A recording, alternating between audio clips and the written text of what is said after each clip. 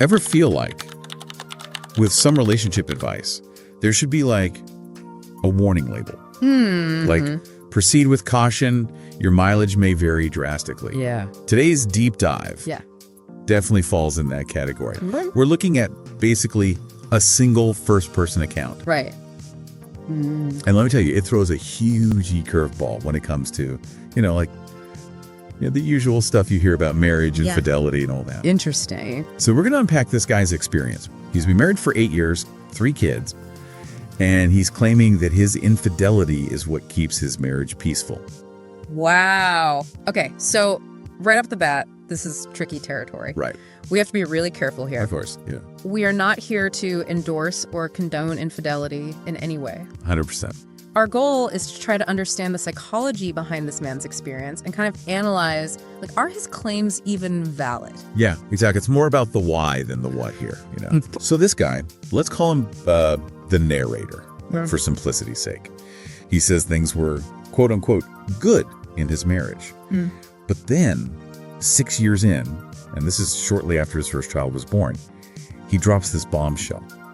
The infidelity starts. Okay, so already we're seeing some potentially relevant context. Exactly. That postpartum period, especially with a partner being away, that can put enormous strain on a marriage. It's a lot to handle. Now, again, not an excuse for his actions at all. Right. But it might offer some insight into his state of mind at the time. Right, painting a fuller picture, not excusing the choices. Okay, so he's away from home, studying, and he meets someone. Okay. He describes some level of connection, but says nothing happened at that point. Okay.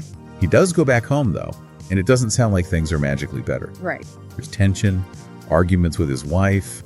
He describes her as being unhappy and constantly grumbling. Although he does also say, throughout all of this, he believes his wife has been faithful. But then, and this is where it gets really interesting, he ends up crossing the line with that same woman he met while he was away. And he actually talks about feeling intensely guilty afterward. That's interesting. But then he uses this phrase, and it's a bit jarring. He talks about a guaranteed show. It's like, Ooh, okay, that language is really telling. right. Guaranteed show. It's dehumanizing. Yeah. You're reducing a human interaction to a transaction, and it suggests maybe a lack of respect for the other person involved. Yeah, and that dynamic, we should probably keep that in mind as we, go through the rest of his story. Absolutely. It's a red flag. Totally. Yeah. And it gets even more complex because here's where the paradox really kicks in. He claims that after this affair, the tension in his marriage. Got lessons. Okay, so this is where we need to apply some critical thinking. For sure. Correlation doesn't equal causation, right? Right. It's really easy to jump to that conclusion, though. Totally. Is it possible that him feeling guilty made him act differently at home? And that's what changed things. Exactly. Or maybe there were other things going on in their marriage that just happened to ease up at the same time, completely unrelated to the affair. Yeah. We only have his side of the story. So we can't draw a direct line and say the affair caused the marriage to improve. Not possible. It's like he stumbled onto some weird magic trick, but we don't know how it works. Exactly. And it gets even wilder. Yep. He then describes a second instance of infidelity. Oh, wow. Okay. This time, it's with a master's student he met. And again, he says he felt guilty. But these encounters, he insists, were purely physical. It's interesting how he seems to compartmentalize these experiences. It's like the emphasis on them being casual, almost trying to downplay their significance. Yeah. But he still feels guilty. Right. Which tells me there's an internal conflict there, Some dissonance between his actions and his values, maybe. Totally. Like he knows it's not right, but he's doing it anyway. Right. And this is where it gets really interesting. He starts to describe a pattern. Okay. Yeah, like marital tension rises. Okay. He has an affair. Tension lessens. And repeat. Yeah. He even says his wife's grumbling, that's his word, escalates to a point where it's like a trigger, and he'll go seek out another affair. Almost like he's chasing that peace he felt after the first time. Wow. And remember that phrase, guaranteed show? Yeah. Well, it pops up again. And this time, it's connected to a woman he describes as, quote unquote, Gen Z. And that's where I start to get really concerned, because this isn't a one-time thing anymore. It's a pattern. Right. He's using other people as an escape. Yeah. prioritizing his own comfort over their well-being, over his commitment to his wife. Right. It's a lot to unpack.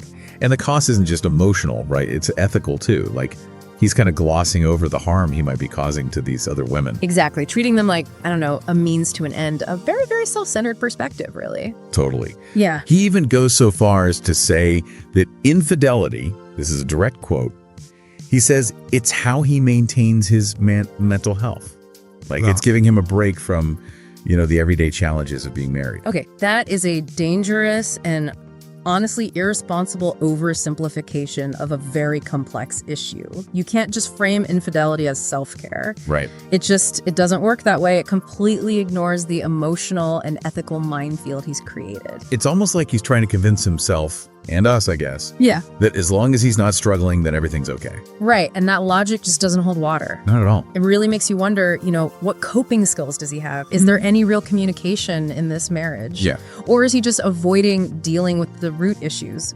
Big questions there. Huge. And this is where I think it gets really fascinating, because at this point in his story, he's actually been involved with this Gen Z woman, the one he used that phrase about. Yeah. For 2 years. 2 years, wow. 2 years. And he's still saying that his marriage is peaceful. But even he's starting to wrestle with the morality of it all, even he can't deny that something's not quite right. It really makes you wonder what his wife is thinking and feeling. Right. We're only getting his side of the story. Exactly. We don't really know what's going on beneath the surface of this supposed harmony he keeps talking about. It reminds me of that saying, the calmest waters run deepest. But in this case, is the calmness just coming from some really unhealthy, messed up place? It's a very real possibility. It is, and it's where I get so tripped up, because on one hand, he's acknowledging that he's in the wrong, like he's wronging his wife. Yeah.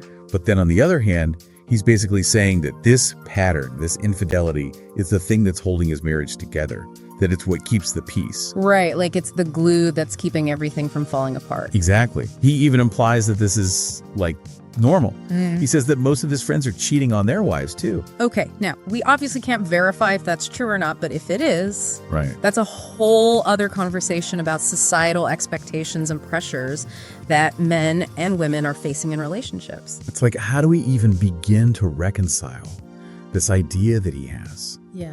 That you can have a peaceful marriage built on infidelity. Can you really have happiness, fulfillment, genuine connection? Right, can any of that actually exist in a situation like this? Exactly. That's the paradox, isn't it? On the surface, it sounds like there's some semblance of peace. Right. But it's built on lies, secrets, justifications. And that's just not a solid foundation for anything real, let alone a healthy marriage. True peace, true happiness, in any relationship, it has to start with honesty, respect, open communication.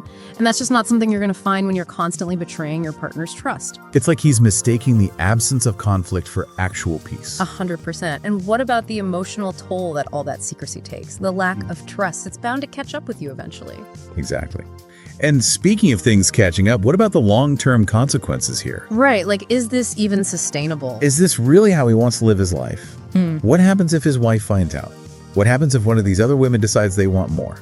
It's a recipe for disaster, honestly. It really is. He's created this whole web of deceit. And it's only a matter of time before it all unravels. Exactly. And this whole everyone's doing it argument. Ugh, I know. That is not a free pass. It's not. Just because something is common doesn't make it right. It doesn't make it healthy. Exactly. And there are healthy ways to deal with challenges in a relationship. Right. Talk to each other. Go to therapy. Figure out if your expectations are even realistic. Right. Put in the work. Exactly. Do the work. Don't just look for the easy way out. Because infidelity, that's not a solution. It's a distraction. Yeah. It's like putting a Band-Aid on a gaping wound. He's basically taken this shortcut, but in doing that, he's bypassed the entire foundation of what makes the relationship healthy and fulfilling. It's like he's chosen the illusion of peace over real intimacy. And that's kind of disturbing when you think about it. It really is. And I think it speaks to this larger issue of we want quick fixes for complicated problems. Right. Relationships, they take work, they take communication, a willingness to, face the hard stuff. Yeah, it's not always easy. Not at all. And infidelity, it's a distraction. It's not actually dealing with the problem. So after going through all of this, what would you say is the biggest takeaway for our listeners? What can we learn from this guy's let's call it unconventional approach to marriage. I think it highlights how crucial honesty is Yeah. and self-awareness in any relationship, really. Yeah. Because it's easy to get stuck in these patterns of behavior, right? Things that seem to help in the short term. Right, like a quick fix. Exactly. But they end up hurting everyone involved in the long run. It's a good reminder that sometimes the hardest conversations to have, those are the ones we need to be having. 100%. The ones we try to avoid, those are the ones that matter most. Absolutely. So I think if you're listening to this and you're relating to any of this, even a little bit, Yeah. whether it's the communication breakdowns, the temptation to look for something outside your relationship, think of this as a wake-up call. Right. A chance to course correct. Exactly. You deserve better. Your partner deserves better. And you can have that. It just starts with honesty, integrity, facing those challenges head on together. This deep dive, it wasn't about, giving advice or saying any of this is okay. No, not at all. It was about looking at a perspective that's honestly pretty messed up. And hopefully getting people to think, to reflect, maybe even have some uncomfortable but necessary conversations in their own lives. Because at the end of the day, real peace, real happiness in a relationship, it can't be built on a foundation of lies and secrets. Well said. Well, that's about all the time we have for today's deep dive. But the conversation doesn't have to end here. No, keep it going.